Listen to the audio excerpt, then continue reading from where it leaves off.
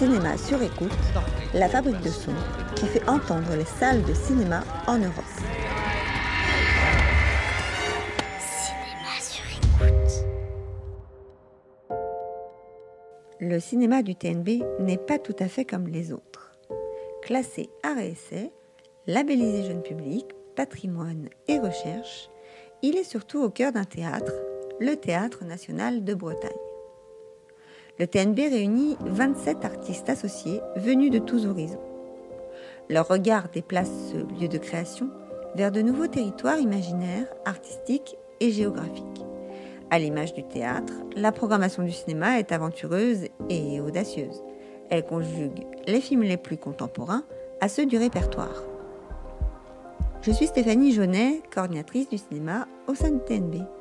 Dans ce lieu incroyable, je serai votre guide. Épisode après épisode, je vous emmène dans certains endroits cachés du théâtre, en compagnie de celles et ceux qui, toute l'année, accompagnent généreusement les films vers les spectateurs et les spectatrices. En déambulant avec mes invités dans les coulisses de ce vaste lieu de création, nous nous interrogerons sur un sujet cher à l'équipe du cinéma, le matrimoine, soit les femmes qui ont fait et qui font le cinéma. Pour ce 3e épisode, mon invitée est Claire Ratti-Hamilton. Claire est chargée de mission à Bretagne Cinéma, à la direction de la culture et des pratiques culturelles de la région Bretagne. Nous nous sommes rencontrés à l'occasion de la création d'un groupe de travail cinéma au sein de l'association HF Bretagne, dont le rôle des membres est d'informer, rencontrer, échanger, mais aussi contester, questionner, dénoncer et proposer des actions dont les objectifs sont de réduire les inégalités entre femmes et hommes qui subsistent encore dans les arts et la culture. Claire Ratti-Hamilton réalise en 2021 un premier état des lieux sur l'égalité femmes-hommes en question dans les projets aidés au titre du Fonds d'aide à la création entre 2016 et 2020. Je l'ai donc invitée au TNB pour nous parler de cette étude, des aides à la production de manière générale et du cas de la Bretagne en particulier. Et comme le TNB ne manque pas de lieux inspirants, je l'ai emmené dans un lieu qui en ferait rêver plus d'un ou plus d'une, le toit du TNB, à partir duquel nous plongerons nos yeux et notre réflexion sur le territoire qui s'étend face à nous. Merci. Donc on monte, on va passer par là.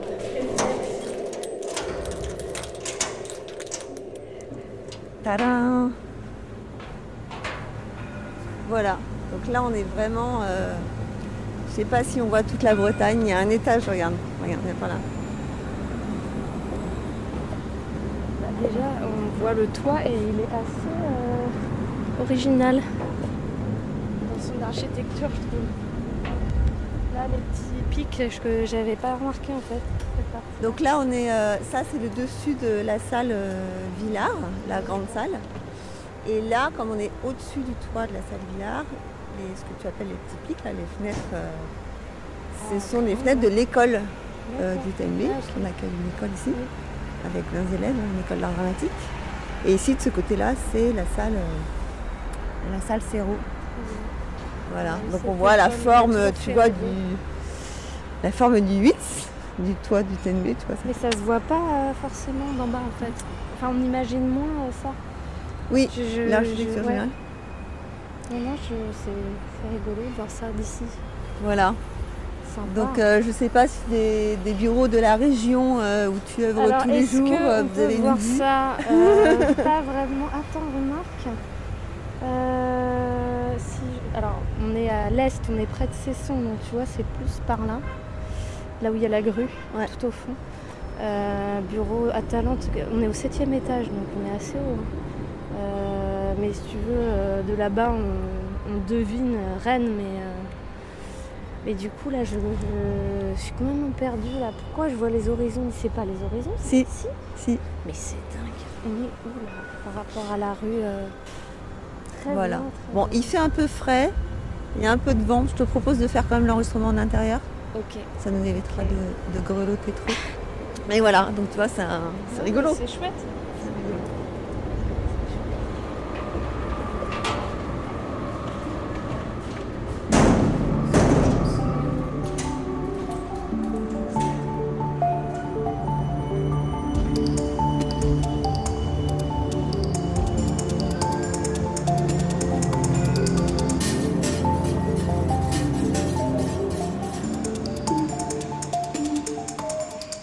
Donc Claire, nous voici de retour à l'intérieur du bâtiment et non plus sur le toit où on est venu se mettre au chaud. Je voulais te remercier d'avoir répondu à cette invitation.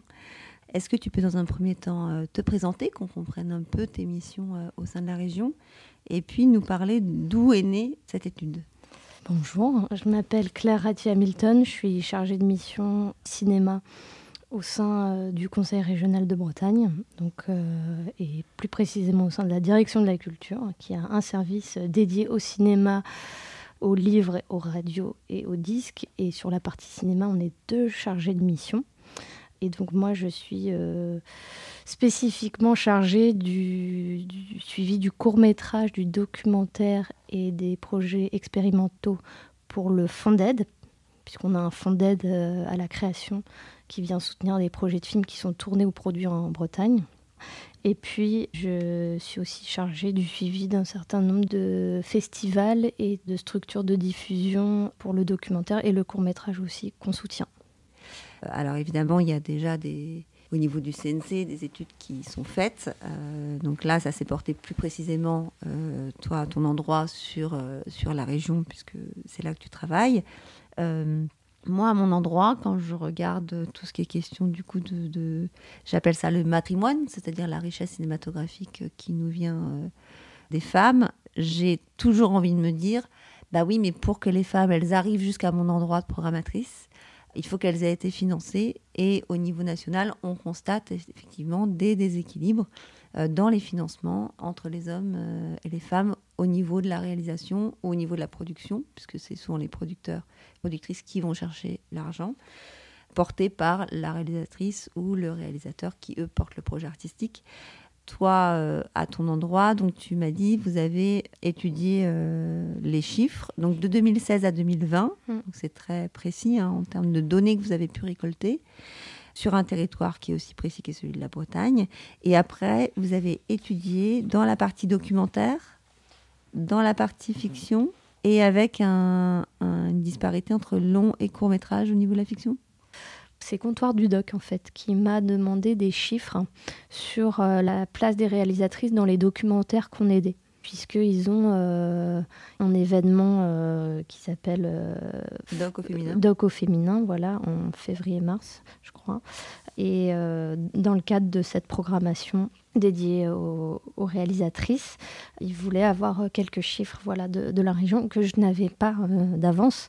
Donc j'ai commencé les recherches. Et puis suite à ça, ça a déclenché la possibilité de faire venir une stagiaire qui s'appelle Camille Ledeliou et qui est venue donc 4 mois pour faire cette fameuse étude qui se voulait un petit peu plus complète que sur simplement le documentaire. Donc l'idée, c'était... Donc on a d'abord réfléchi forcément au départ, c'était ces questions-là de c'est quoi le cadre, qu'est-ce qu'on compte, de quand à quand, quoi, etc. Alors, il faut avoir accès aux données, il faut avoir un accès égal aux données. C'est-à-dire que si c'est juste partiel, si on a des données pour, par exemple, une année et pas sur l'autre, on ne peut pas vraiment faire la comparaison, donc ça ne sert à rien. Donc il faut réfléchir à tous ces paramètres-là et on s'est dit aussi que ce que j'ai appris de cette étude, c'est que si on recherche, c'est pas 2 choses, deux données, la place des réalisatrices, la place des productrices. Avec ces 2 données, on peut faire dire énormément de choses. En fait, avec les chiffres. On peut chercher plein d'autres données, en fait. Donc, c'est sans fin, en fait. Ouais. Donc, il faut vraiment cadrer, quoi, le plus possible. Donc, l'idée, c'était d'avoir un recul, voir si on veut constater une évolution, il faut que ce soit sur plusieurs années.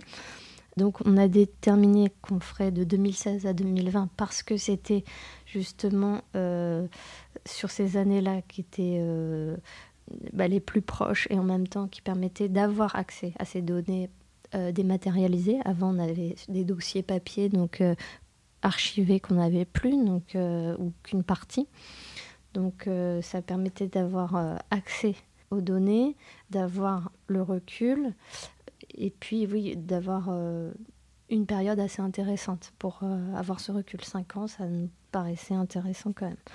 Au début, on voulait étudier tout le Fondaine, et puis on s'est rendu compte que fallait faire attention à ce qu'on comparait, encore une fois, puisque par exemple, si on dit d'un côté qu'on va étudier la fiction, forcément, le court-métrage et le long-métrage, on n'est pas sur les mêmes budgets.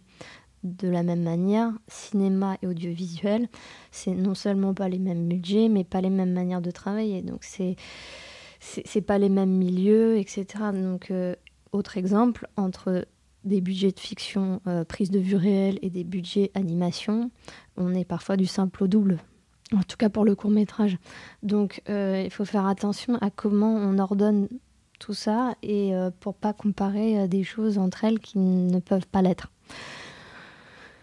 Une fois qu'on a fait ça, on a quand même décidé et réussi à sortir des données intéressantes sur donc, le documentaire, la fiction en découpant en court-métrage et long-métrage, et un petit peu sur l'audiovisuel, même si on avait justement moins de projets en fait en audiovisuel. Donc plus on a de projets, plus on a de données, plus on peut sortir des éléments.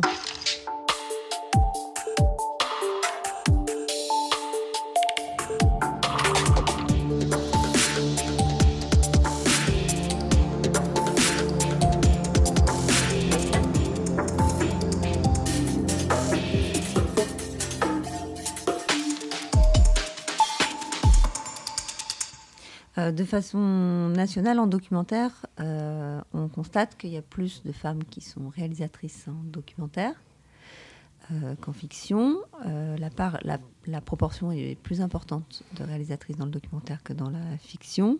Est-ce que c'est pareil Est-ce que les constats ont été les mêmes sur ces années que vous avez étudiées ? Avec nuance, on va dire. Puisque, en fait, pour le documentaire, ce qu'on constate...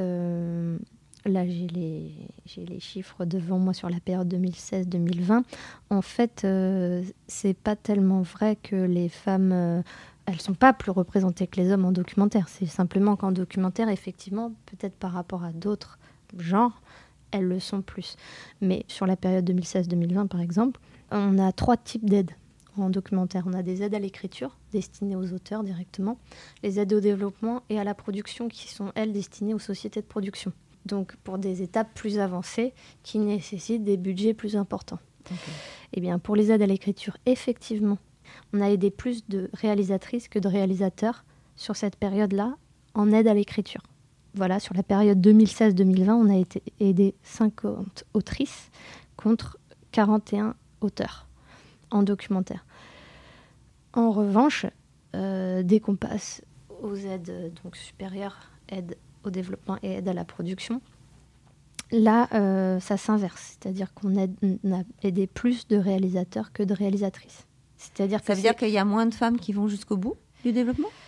Alors, est-ce que c'est ça, cette étude, elle a permis de poser des questions et pas de tirer des conclusions sur tout. Effectivement, c'est une des questions qu'on pose, puisque les réalisatrices sont au stade du développement et de la production moins aidées en documentaire, en tout cas que les hommes, alors que c'est l'inverse en aide à l'écriture.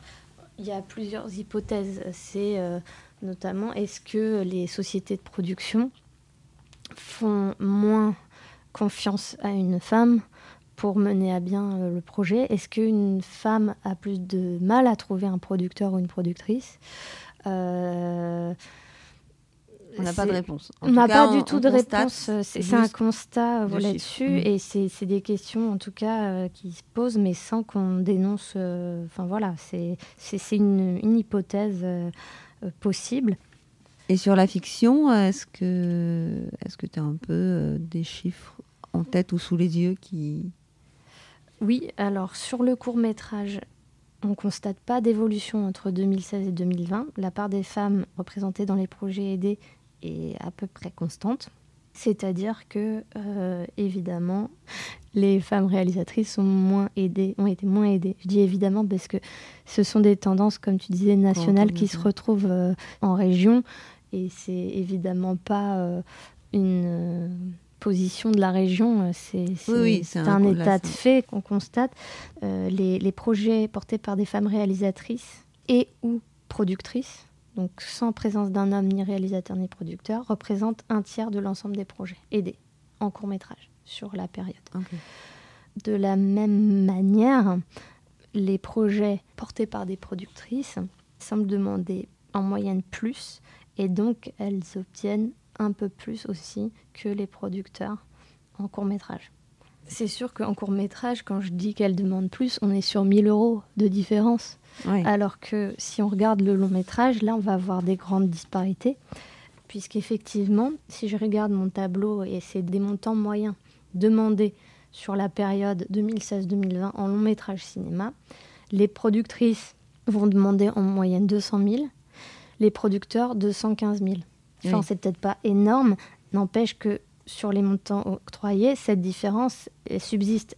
Et encore une fois, elle est un peu réduite, en fait. Donc, c'est ce qu'on a constaté à chaque fois, c'est que la région, pas forcément de manière consciente, mais réduit ces écarts au moment de l'octroi des subventions, puisque là, il est réduit de moitié, en fait, cet écart au moment de... C'est-à-dire qu'ils obtiennent pratiquement pareil, au final, que ce soit une productrice ou un producteur qui demande. Et ça va l'être de plus en plus, puisqu'on est en train de rédiger une charte des lecteurs et des lectrices à la demande de Film en Bretagne, dans laquelle on va indiquer comme priorité de la région la promotion de l'égalité homme-femme et la promotion de la transition écologique, comme des enjeux vraiment importants qui sont des enjeux aussi pour la culture. Et donc que les lecteurs et lectrices aient ces notions-là en tête quand ils prennent leur mission. C'est-à-dire qu'ils vont avoir cette charte, ils vont devoir la signer et se dire si je suis lectrice, lecteur, je sais que c'est des enjeux importants pour la région. Et donc, c'est aussi une autre manière de sensibiliser à se dire il faut avoir aussi ces questions en tête. Et le fait que ce soit dans les dossiers, du coup, dans les projets, ça veut dire qu'après, ce sera plus facile aussi à comptabiliser, si cette comptabilité... Ça, c'est un autre axe de travail. On a rajouté, parce que ce n'était pas le cas jusqu'à encore le mois dernier, dans le dépôt en ligne, on a rajouté des cases réalisatrices, réalisateurs ou autres, et pour la production, et pour les auteurs scénaristes aussi. Il y a 3 niveaux, donc maintenant, ça va nous aider. Déjà, c'est une autre manière, effectivement, de sensibiliser à ça. Et puis, nous, ça va nous aider aussi dans le comptage.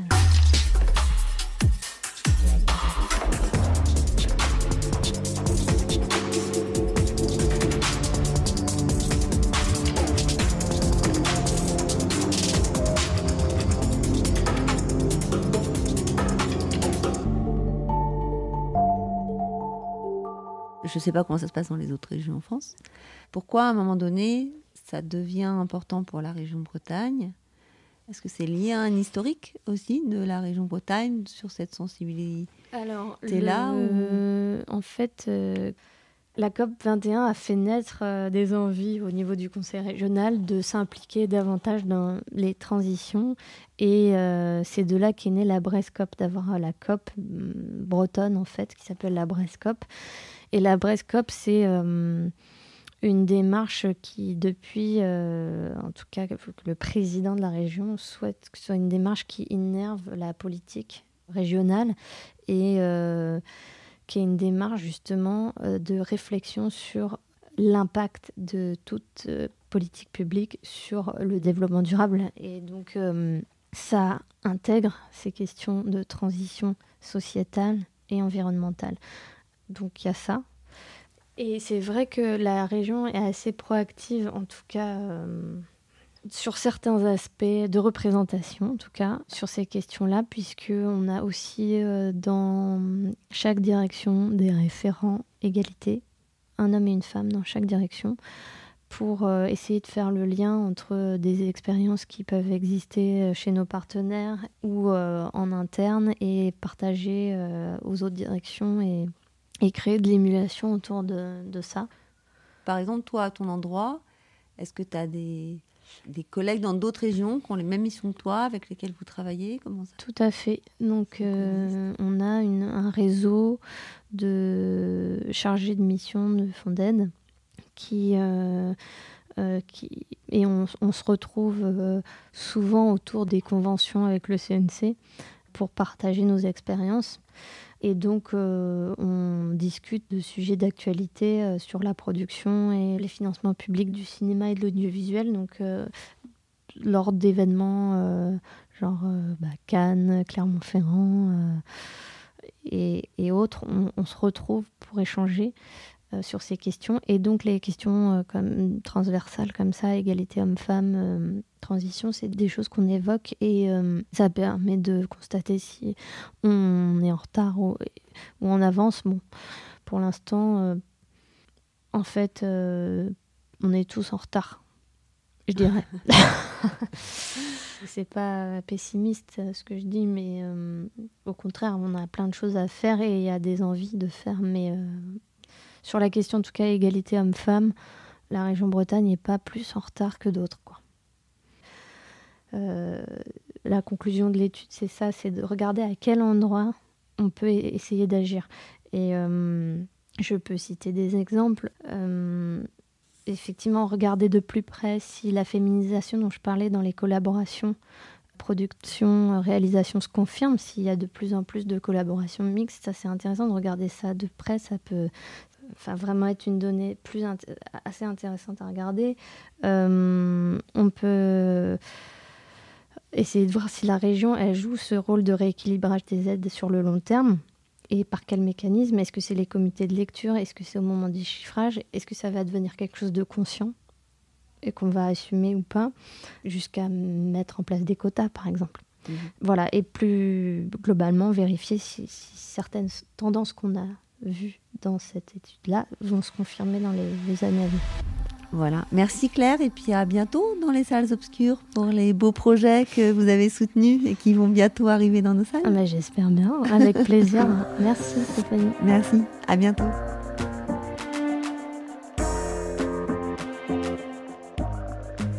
Vous venez d'écouter Cinéma sur écoute, la fabrique de sons qui fait entendre les salles de cinéma en Europe. Cet épisode fait partie d'une longue série fabriquée à plusieurs. Nous vous parlons depuis nos salles, chaque salle de cinéma nourrissant ce flux avec sa propre couleur. Au TNB, des critiques, des chercheuses, des artistes viennent évoquer les actrices, réalisatrices et techniciennes qui font notre cinéma de matrimoine. Cinéma sur écoute est lauréat de l'appel à projet Collaborate to Innovate 2021, mis en œuvre par Europa Cinéma et financé par Creative Europe Media de l'Union européenne.